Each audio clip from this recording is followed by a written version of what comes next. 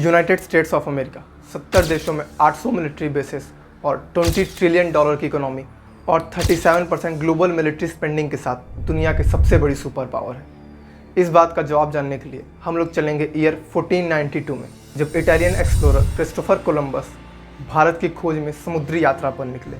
और जैसे ही वो समुद्र को पार करके लैंड हुए तो उन्हें पता चलता है कि उन्होंने कोई भारत नहीं बल्कि अमेरिका को खोज निकाला था। और यही वजह है कि आज अमेरिका को एक एक्सीडेंटल डिस्कवरी भी कहा जाता है। नॉर्थ अमेरिका के पास कुछ कैरेबियाई आइलैंड की डिस्कवरी की और इसी के बाद यूरोपियंस को अमेरिका के बारे में पता चला और अमेरिका की कॉलोनाइजेशन की शुरुआत हुई। उस दौरान अमेरिका में रेड इंडियंस भी रहते थे जिनको नेटिव अमेरिकन भी कहा जाता है, और इसके अलावा भी कई अलग अलग ट्राइब्स थी। स्पेन ने जनरली साउथ अमेरिका की कॉलोनाइजेशन की शुरुआत की और इसी वजह से अमेरिका के आधे से ज़्यादा देशों में आज स्पेनिश बोली जाती है। और जहां एक तरफ स्पेन ने ऐसा किया और वहीं दूसरी ओर ब्रिटेन ने भी अपनी 1600 में कॉलोनाइजेशन की शुरुआत की और उसके बाद फ्रांस ने भी अपनी पहली कॉलोनी बसाई। शुरुआत में यही तीन पावर थी, Spain, France and Britain.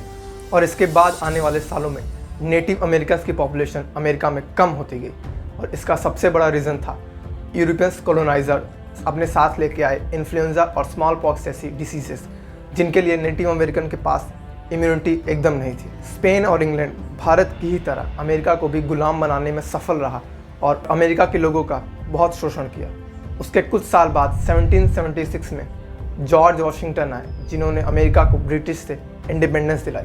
Real game start होता है 1900 से 1950 के बीच में, जब दुनिया भर में दो वॉर छिड़ी हुई थी और ये दोनों ही वॉर सिर्फ और सिर्फ यूरोप के देशों में ही हुई थी, जहाँ एक तरफ France, Germany, UK, Spain, Italy war में लगे हुए थे और वहीं दूसरी ओर अमेरिका दूर रहकर अपनी इकोनॉमी सुधारने में लगा हुआ था। हालांकि अमेरिका ने भी पार्टिसिपेट किया था पर उसको इतना नुकसान नहीं झेलना पड़ा, बल्कि उसने हथियारों की सप्लाई की वॉर में और इकलौती ऐसी कंट्री बना जो वर्ल्ड वॉर से प्रॉफिट कमा सके। और यूके, जर्मनी, फ्रांस जैसे देशों में तबाही मची हुई थी।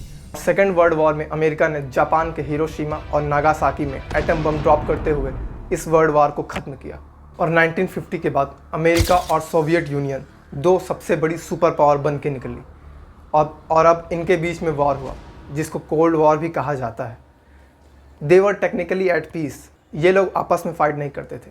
इनके बीच की जो लड़ाई थी वो कम्युनिज्म और कैपिटलिस्ट पे थी, और जो देश कम्युनिज्म आइडियोलॉजी पे बिलीव करते, यूएसए उन देशों की सरकार गिरवा देता, कभी अपोजिशन पार्टी की फंडिंग करके तो कभी टेररिस्ट रेबल ग्रुप की फंडिंग करके। यूएसए और सोवियत यूनियन एक हथियारों की दौड़ में लगे हुए थे, जहां न्यूक्लियर वेपन्स और स्पेस को एक्सप्लोर करने के लिए ट्रिलियंस ऑफ डॉलर्स खर्च किए गए और लास्ट में सोवियत यूनियन टुकड़ों में बिखर गया और आखिरी में बस एक सुपर पावर बचती है, America.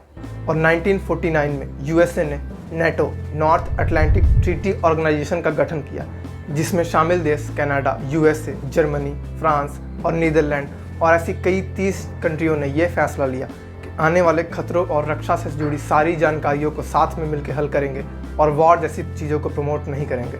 Being a super power may have so many pros and cons, और ज़रूरी नहीं कि देश के पास अगर सुपर पावर आ जाएगी तो देश अनएम्प्लॉयमेंट को ओवरकम कर लेगा या फिर गरीबी को मिटा पाएगा या फिर लोग खुश रह पाएंगे।